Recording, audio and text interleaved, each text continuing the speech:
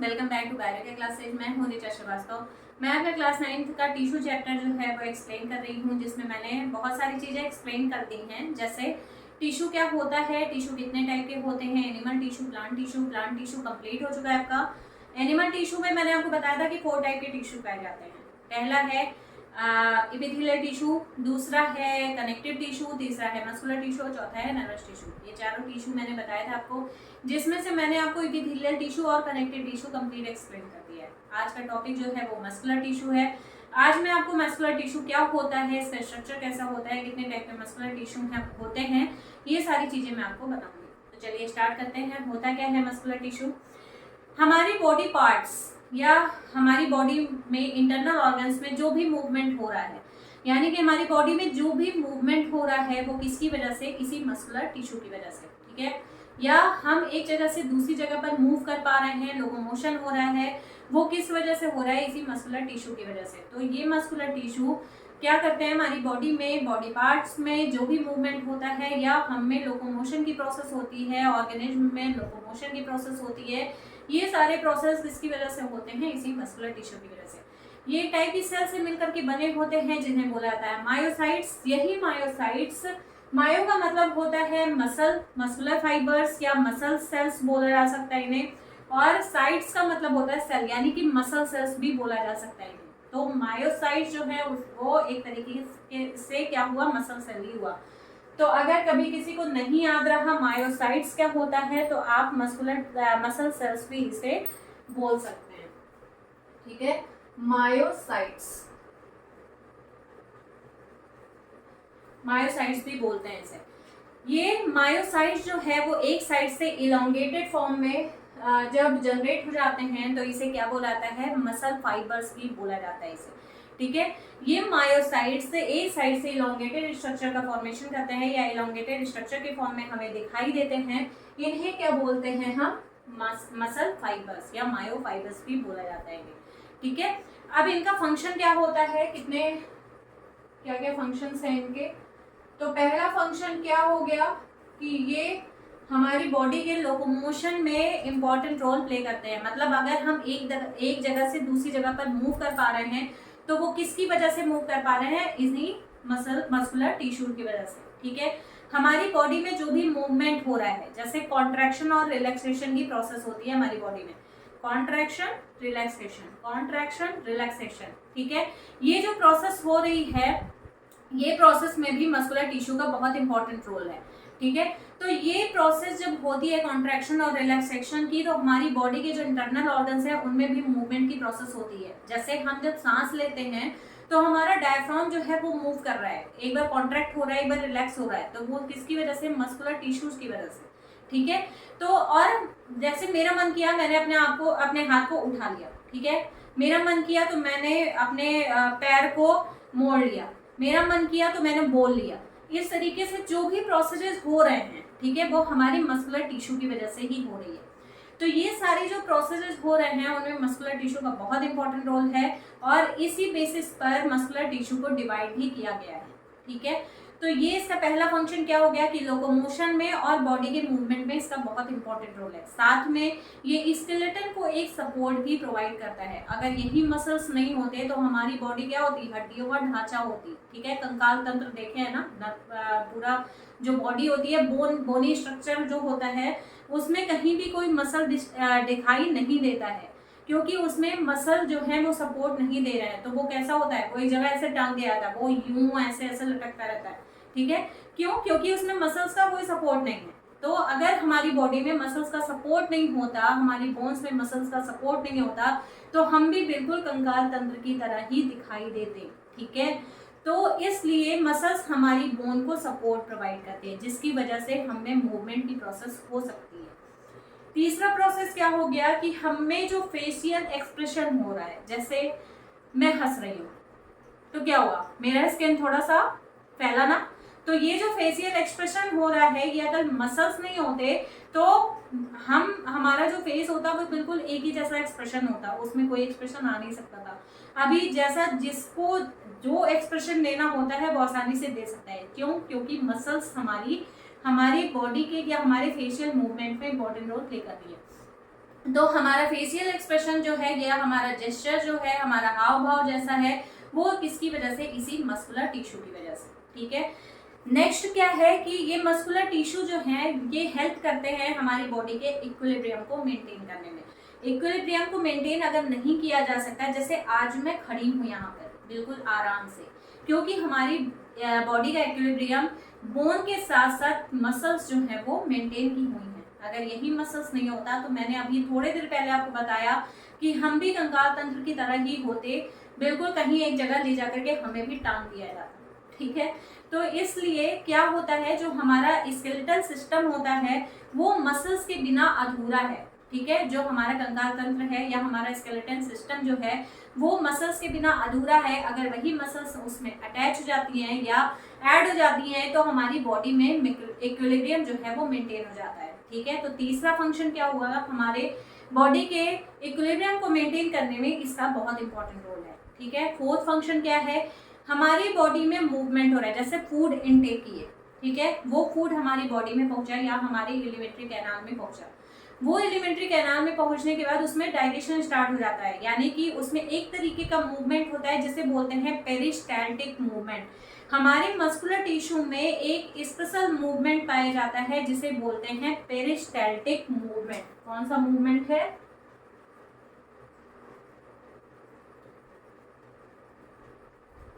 Peristaltic movement. ये peristaltic movement होता क्या है, जब कॉन्ट्रैक्शन और रिलैक्सेशन की प्रोसेस होती है, ठीक है, उस टाइम पर एक वेव हमारी बॉडी में जनरेट होती है जिसकी वजह से वो प्रोसेस कंटिन्यू चलता रहता है। जैसे डाइजेशन की प्रोसेस है, कॉन्ट्रैक्शन रिलैक्सेशन की प्रोसेस हुई हमारे एलिमेंट्री कैनाल में या गैस्ट्रोइंटेस्टाइनल ट्रैक्ट में, और उसके बाद उसमें एक वेव जनरेट हुआ जिसकी वजह से डाइजेशन हमारा आगे बढ़ता चला जाता है। ठीक है, तो वो जो प्रोसेस है या वो जो मूवमेंट है वो क्या कहलाता है? पेरिस्टाल्टिक मूवमेंट कहलाता है। तो ये पेरिस्टाल्टिक मूवमेंट में इंपॉर्टेंट रोल प्ले करता है। पेरिस्टाल्टिक मूवमेंट के अलावा ये पेरिस्टाल्टिक मूवमेंट में ही आता है स्पर्म जो बैच डिफरेंस में मूव कर रहा है, तो वो भी किसकी वजह से? इसी मस्कुलर टिश्यू की वजह से। हमारा ओवम फैलोपियन ट्यूब में मूव कर रहा है, वो किसकी वजह से? इसी मस्कुलर टिश्यू की वजह से। और यूरिन हमारा यूरेटर में जा रहा है, ये भी मस्कुलर टिश्यू की वजह से। इस तरह से बहुत इंपॉर्टेंट जो प्रोसेसेस हो रहे हैं वो इन्हीं मस्कुलर टिश्यूज की वजह से हो रहे हैं। जैसे अगर स्पर्म वैज डिफरेंस में नहीं पहुंचा तो वो स्पर्म जो है वो आगे चल के मूव नहीं कर पाएगा, जिससे वो फर्टिलाइजेशन नहीं कर पाएगा। हमारा ओवम अगर फैलोपियन ट्यूब में नहीं पहुंचेगा तो जो फर्टिलाइजेशन की प्रोसेस है जिसमें स्पर्म और ओवम दोनों इंपॉर्टेंट रोल प्ले करते हैं, तो ओवम वहां तक नहीं पहुंचेगा तो स्पर्म अकेला का पहुंच करके क्या करेगा? ठीक है, तो इस तरीके से ये जो भी प्रोसेसेस हो रही हैं ये बहुत इंपॉर्टेंट प्रोसेस है और इनमें पेरिस्टाल्टिक मूवमेंट ही ये प्रोसेस है और इसमें मस्कुलर टिश्यू का बहुत इंपॉर्टेंट रोल होता है। ठीक है, इसके अलावा हमारा जो हार्ट मूव कर रहा है, यानी कि हार्ट में हमारे रिदम की प्रोसेस हो रही है, रिदमिक मूवमेंट हो रहा है। ठीक है, यानी कि हार्ट में जो कॉन्ट्रैक्शन और रिलैक्सेशन की प्रोसेस होती है तो उस टाइम पे हमारे हार्ट में ब्लड को पंप किया जाता है। कॉन्ट्रैक्शन के टाइम पर ब्लड जो है वो पंप हो जाता है, रिलैक्सेशन के टाइम पर ब्लड सर्कुलेट हो जाता है। इस तरीके से ये जो कॉन्ट्रैक्शन और रिलैक्सेशन की प्रोसेस है हार्ट में, उसे बोलते हैं रिदमिक मूवमेंट। और ये रिदमिक मूवमेंट में मस्कुलर टिश्यू का बहुत इंपॉर्टेंट रोल है। यानी कि पहला फंक्शन इसका क्या हो गया कि ये क्या करेगा? लोकोमोशन में इंपॉर्टेंट रोल प्ले करेगा। हमारी बॉडी के किसी भी पार्ट के मूवमेंट में इसका बहुत इंपॉर्टेंट रोल है। ये हमारी बॉडी के इक्विलिब्रियम को मेंटेन रखेगा। ये हमारे फेशियल एक्सप्रेशन या जेस्चर में इंपॉर्टेंट रोल प्ले करेगा। ये हमारी बॉडी में जो पेरिस्टाल्टिक मूवमेंट हो रहा है उसमें इसका बहुत इंपॉर्टेंट रोल है। और इसके अलावा इसमें इसका हार्ट के रिदमिक मूवमेंट में, यानी कि हार्ट के मूवमेंट में जो हमारे हार्ट में धक धक की प्रोसेस हो रही है, यानी कि पंप किया जा रहा है ब्लड को, वो प्रोसेस जो है वो किसकी वजह से हो रही है? इसी मस्कुलर टिश्यू की वजह से। ठीक है, अब कितने टाइप के मस्कुलर टिश्यू पाए जाते हैं तो देखिए कितने टाइप के होते हैं। पहला कौन सा है? पहला मस्कुलर टिश्यू है स्ट्रिएटेड। दूसरा कौन सा है, नॉन स्ट्रिएटेड,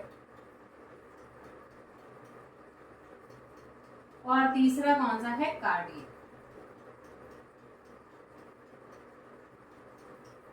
ठीक है, ये तीन तरीके के मस्कुलर टिश्यू पाए जाते हैं। पहला मस्कुलर टिश्यू कौन सा है, स्ट्रिएटेड। यहाँ पर आपको ये जो स्ट्रक्चर दिख रहा है ये स्ट्रिएटेड मसल्स है। क्यों, क्योंकि इनमें जगह जगह पर स्ट्रिएशंस दिखाई देते हैं, यानी कि बैंड्स दिखाई देते हैं, इसीलिए इन्हें क्या बोला जाता है, स्ट्रिएटेड मस्कुलर टिश्यू। ये बैंड्स हमें दिखाई कर देंगे जब हम किसी भी टिश्यू की स्टडी करते हैं या माइक्रोस्कोप के अंदर रख करके उसे देखते हैं स्टेनिंग के बाद। तो स्टेनिंग होने की वजह से वहां पर कुछ डार्क कलर के बैंड्स क्रिएट हो जाते हैं। ठीक है, तो वो डार्क कलर के बैंड्स जो होते हैं इन्हीं की वजह से इसे स्ट्रिएटेड मस्कुलर टिश्यू बोला जाता है। ये स्ट्रिएटेड मस्कुलर टिश्यू जो है ये हमारे स्केलेटन या हमारे बोन से एसोसिएटेड होते हैं। हमारी बोन से एसोसिएटेड होने की वजह से इन्हें स्केलेटल मस्कुलर टिश्यू भी बोला जाता है। ठीक है, इसके अलावा ये क्योंकि बोन से या हमारे स्केलेटन से एसोसिएटेड है तो ये हमारी इच्छा से काम करेंगे, इसीलिए इन्हें वॉलेंट्री मस्कुलर टिश्यू भी बोला जाता है। ठीक है, वॉलेंट्री मतलब जो हमारी इच्छा से काम करे। जैसे हम अगर मेरा मन किया तो मैं बोल रही हूँ, नहीं मन करेगा तो मैं चुप हो जाऊंगी। ठीक है, तो ये किसकी वजह से हो रहा है, हमारी इच्छा से हो रहा है। ठीक है, मेरा खाना हाथ से अपने मुंह तक ले जाने का मन किया तो मैं ले जाऊंगी, नहीं मन करेगा खाने का तो मैं नहीं खाना खाऊंगी। ठीक है, तो ये किसकी वजह से हो रहा है, हमारी वॉलेंट्री से, हमारी इच्छा से हो रहा है। हमें मेरा ये हाथ दोनों उठाने का मन कर रहा है तो मैंने उठा लिया। ठीक है, और मुझे भारत माता की जय बोलने का मन कर रहा है मैंने अपना हाथ उठा के बोल दिया। ठीक है, इस तरीके से अगर मेरा एक जगह से दूसरी जगह पर जाने का मन कर रहा है तो मैंने वो काम कर लिया। ठीक है, तो ये सारी जो प्रोसेस हो रही है वो हमारी इच्छा से हो रही है, लेकिन कुछ प्रोसेस ऐसे भी होते हैं जो हमारी इच्छा से नहीं होते। ठीक है, अभी फिलहाल स्ट्रिएटेड मस्कुलर टिश्यू जो है वो हमारी बोन से एसोसिएटेड होते हैं, और ये बोन से एसोसिएटेड होने की वजह से इसीलिए इन्हें स्केलेटल मस्कुलर टिश्यू भी बोला जाता है और वॉलेंट्री मस्कुलर टिश्यू भी बोला जाता है। इनमें जगह जगह पर बैंड्स दिखाई देते हैं, इन्हें स्ट्रिएशंस भी बोलते हैं, इसीलिए इन्हें क्या बोला जाता है, स्ट्रिएटेड मस्कुलर टिश्यू बोला जाता है। नॉन स्ट्रिएटेड ये बोन से एसोसिएटेड नहीं होंगे और इनमें नॉन स्ट्रिएटेड यानी कि स्ट्रिएशंस नहीं पाए जाएंगे। ठीक है, जब भी इनकी स्टेनिंग की जाएगी तो इनमें कोई भी स्ट्रिएशंस दिखाई नहीं देंगे। इस तरह का स्ट्रक्चर कहीं भी इसमें दिखाई नहीं दे रहा है। ठीक है, तो यानी कि ये क्या हो गए, नॉन स्ट्रिएटेड हो गए।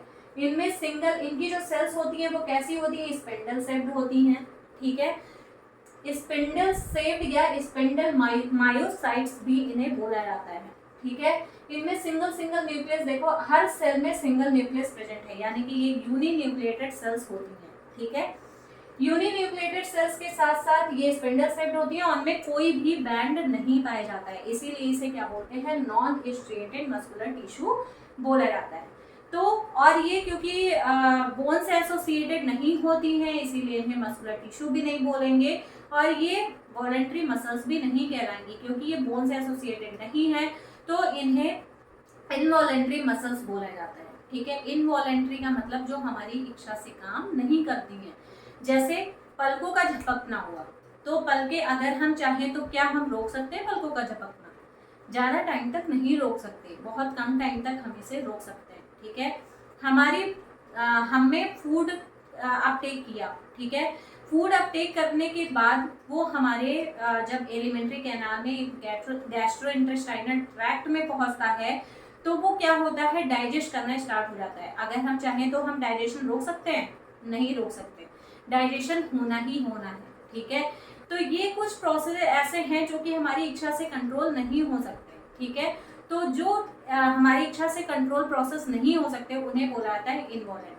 और ये जो नॉन स्ट्रिएटेड मस्कुलर टिश्यू हैं ये प्रेजेंट होते हैं गैस्ट्रो इंटेस्टाइनल जो ट्रैक्ट होता है हमारा, ये यहाँ से लेकर के स्टमक तक, ये जो गैस्ट्रो इंटेस्टाइनल ट्रैक्ट होता है इसकी जो हॉलो वॉल होती है, हॉलो जो स्ट्रक्चर होता है इसकी वॉल को बनाने का काम करता है। जैसे ये गैस्ट्रोइंटेस्टाइनल ट्रैक्ट हो गया हमारा। ठीक है, तो इसकी जो वॉल हो गई, ये जो वॉल है इसको बनाने का काम किसका है, इसी नॉन स्ट्रिएटेड मस्कुलर टिश्यू का। ठीक है, नेक्स्ट क्या है, कार्डियक मसल। कार्डियक मसल क्या होते हैं, ये जो है ये दोनों का एसोसिएशन होता है, जैसे स्ट्रिएटेड और नॉन स्ट्रिएटेड का। मतलब इनका स्ट्रक्चर कैसा होगा, स्ट्रिएशंस के फॉर्म में ये प्रेजेंट होंगे, लेकिन इनका फंक्शन कैसा होगा, नॉन स्ट्रिएटेड, यानी कि ये अपनी इच्छा से काम नहीं कर सकता। मतलब हम अगर चाहें कि हम अपनी हार्ट बीट को कंट्रोल कर लें तो क्या ऐसा पॉसिबल है?